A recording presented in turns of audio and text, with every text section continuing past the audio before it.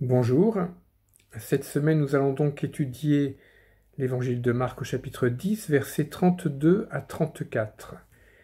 Quelques petits versets qui sont vraiment essentiels et dont on a des parallèles dans Matthieu 20 et dans Luc 18. On voit que dans Matthieu 20, il y a une annonce un petit peu plus précise sur le fait que Jésus mourra sur la croix, et dans Luc 18, on voit que c'est selon les écrits des prophètes que l'accomplissement se fait ainsi. Et on voit aussi dans Luc que les disciples ne comprirent rien, et c'est répété 3 fois de suite. Voilà, en tout cas dans Marc 10, versets 32 à 34, on voit effectivement la troisième annonce de la mort de Jésus par lui-même.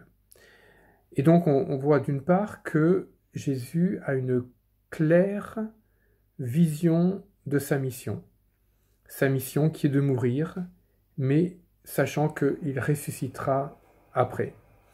Et donc ça, il le sait, il le dit plusieurs fois de suite, de façon claire, plusieurs fois de suite sous forme de parabole, mais là, il l'annonce clairement à ses disciples.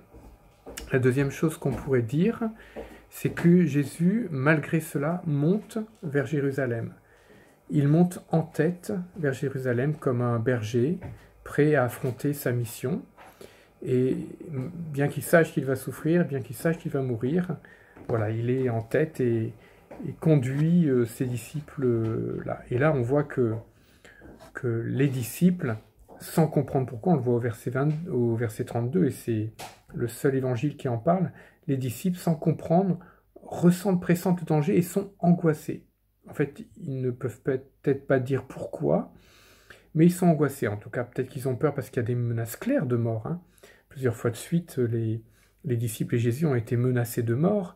Et on voit par exemple dans Jean, quand Jésus ressuscite Lazare, on voit que carrément, à ce moment-là, les principaux sacrificateurs, les chefs du peuple ont décidé de faire mourir non seulement Jésus, mais aussi Lazare. Donc il y a vraiment une pression quand même qui existe. Alors d'une part, il y a ça. Peut-être qu'il y a des choses qui sont pas explicitées clairement, mais il y a aussi des ténèbres qui font peser une chape de plomb sur les disciples. Et à un moment même, Jésus va dire que voilà, c'est l'heure des ténèbres. C'est le moment où les ténèbres vont avoir leur rôle à jouer, en tout cas leur action ne va pas être limitée jusqu'à tuer Jésus.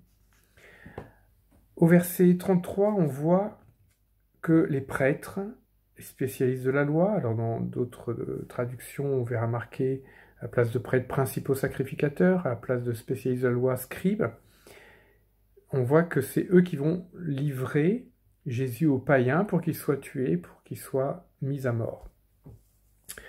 La question est qui a tué Jésus? Question qui a parcouru l'histoire avec des réponses tragiques et fausses. En tout cas, quand on regarde les différents passages dans l'Ancien Testament, alors les anciens, les principaux sacrificateurs, les spécialistes de la loi, mais aussi par exemple dans Matthieu 17, Jésus a été livré aux mains des hommes. Dans Luc 22, c'est la puissance des ténèbres qui a pris possession de ces moments-là et qui a poussé pour que Jésus soit mis à mort. Dans Marc 11, on voit que c'est les vignerons qui s'occupent de la vigne. Dans Acte 5, on voit que c'est vous, quelque chose d'un peu indéterminé, vous qui lisez cette parole d'Acte 5, ou vous qui avez été auditeur de ce discours, c'est vous qui avez tué Jésus. Dans Jacques 5, verset 6, on voit que c'est les riches qui ont tué Jésus. Dans Matthieu 27, on voit que c'est la foule. Dans Matthieu 27, encore Pilate. Et encore dans Matthieu 27, les soldats romains. Dans Acte 2, par exemple, c'est la main des impies. Dans 1 Corinthiens 2, c'est le chef de ce siècle. Donc vous voyez, c'est une principauté mauvaise. Et dans Hébreux 2, il nous est dit qu'il souffrit la mort pour nous tous. Et moi, je voudrais retenir ce mot, tous. Oui, c'est tous, nous tous, qui avons finalement tué Jésus. À cause de nos fautes, à cause de nos péchés, il y a eu les anciens, il y a eu les principaux sacrificateurs qui ont peut-être joué un rôle essentiel, il y a eu Pilate qui a aussi joué un rôle particulier, Judas, les soldats romains qui l'ont concrètement crucifié, mis à mort. Et tout ça finalement représente l'humanité dans son ensemble. L'humanité dans son ensemble. Il souffrit la mort pour nous tous. Pour nous tous, ça veut dire que la mort de Jésus va nous apporter un bénéfice extraordinaire. Et Jésus était venu exprès pour cela, nous le savons bien. Alors certes, il y a l'angoisse des disciples. Certes, il y aura bientôt l'angoisse même et la tristesse profonde jusqu'à la mort de Jésus. Certes, c'est l'heure des ténèbres. Mais Jésus précise que 3 jours après, il ressuscitera. Il sera glorifié, il sera victorieux, il régnera pour toujours, il remontera au ciel.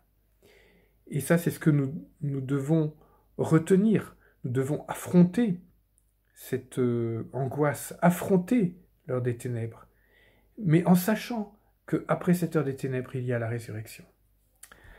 Voilà, soyez bénis pour ce temps d'étude biblique et passez un bon temps de prière. À bientôt.